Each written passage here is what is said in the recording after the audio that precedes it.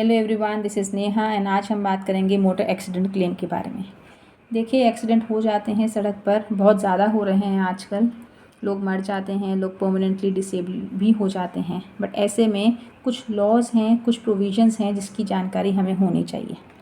जैसे कि motor accident के केस में आपको मोटर एक्सीडेंट क्लेम फाइल करना है मोटर एक्सीडेंट क्लेम्स ट्रिब्यूनल में, जो कि एक स्पेशल कोर्ट है जो सेटअप हुआ है मोटर व्हीकल्स एक्ट 1988 के तहत में। ये हर डिस्ट्रिक्ट में होता है।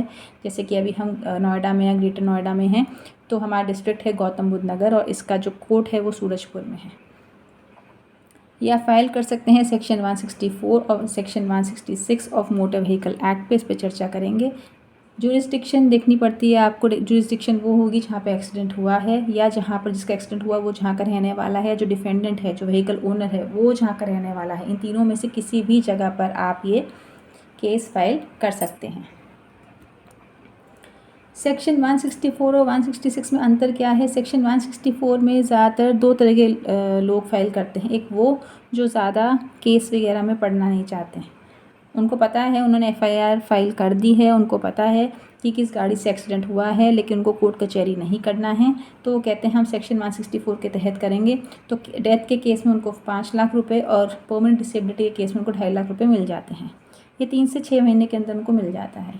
या फिर वो लोग जो हिट एंड रन केस वाले होते हैं, जिनको यही नहीं पता कि गाड़ी कौन सी थी, तब उस केस में मोटर व्हीकल एक्सीडेंट फंड से डेथ के केस में 2 लाख रुपये और ग्रीवियस इंजरी के केस में 50,000 रुपये मिलते हैं। सेक्शन 166 में ज़्यादातर लोग फाइल करते हैं क्योंकि वो कहते हैं कि नहीं, सामने वाले की गलती थी। इसे हम कहते हैं फॉल्ट बेस्ड कॉम्पनसेशन क्लेम। तो इसको करने में लोग इसको क्यों फाइल करते हैं? क्योंकि इसमें कॉम्पनसेशन का अमाउंट बहुत ही ज़्यादा होता है। टाइम भी थोड़ा ज़्यादा लगता है, 1 से 3 साल लगते हैं इसको सॉल्व होने में। कभी कभी थोड़ा सा ज़्यादा भी लग जाता है, बट ये हो जाता है सॉल्व। अब इसको समझने के लिए हमें पता होना चाहिए कि क्या क्या कंपोनेंट्स होते हैं कॉम्पनसेशन के, और साथ ही में हमें पता होने चाहिए 2 लैंडमार्क जजमेंट्स जो सुप्रीम कोर्ट की हैं, एक सरला वर्मा की और एक प्रणय सेठी की। ये मैं आपको समझाऊंगी with the help of an example. थोड़ा सा आगे बढ़ते हैं। तो ये एग्जाम्पल है। ये एक मिस्टर एक्स हैं जिनकी डेथ हो गई मोटर एक्सीडेंट में। 32 ईयर्स के थे, प्राइवेट सेक्टर एम्प्लॉय थे। इनकी एनुअल इनकम 4,80,000 रुपये थी। स्टेटस मैरिड थे, डिपेंडेंट्स में वाइफ और चिल्ड्रन थे। तो नेट एनुअल इनकम कितनी है? 4,80,000। सरला वर्मा के केस ने बोला सबसे पहले कि डिडक्शन होगी पर्सनल एक्सपेंसेस की 1/3 ऑफ फॉर मैरिड। तो जो मैरिड कपल, जो बंदा है जो मरा है, अगर वो मैरिड है तो 1/3 एक्सपेंस माइनस हो जाएंगे। तो 4,80,000 में से 1/3 माइनस होने के बाद बच गया 3,20,000। प्रणय सेठी ने बोला कि अगर उसकी उम्र 40,000 से कम है और वो सैलरीड है तो उसकी इनकम में 50% बढ़ जाएगा, यानी 3,20,000 में 1.5 मल्टीप्लाई करके हो गया 4,80,000। फिर सरला वर्मा ने बोला कि मल्टीप्लायर मेथड, ये उन्होंने मल्टीप्लायर मेथड दिया था। तो उन्होंने बोला कि क्योंकि उनकी एज 31 से 35 की एज में आ रही है, तो इसलिए मल्टीप्लाई हो जाएगी उनकी इनकम 16 से। मल्टीप्लाई मेथड दिया था उन्होंने, तो मल्टीप्लाई हो जाएगी 4,80,000 मल्टीप्लाई हो जाएगा 16 से, तो बन गया अमाउंट 76,80,000।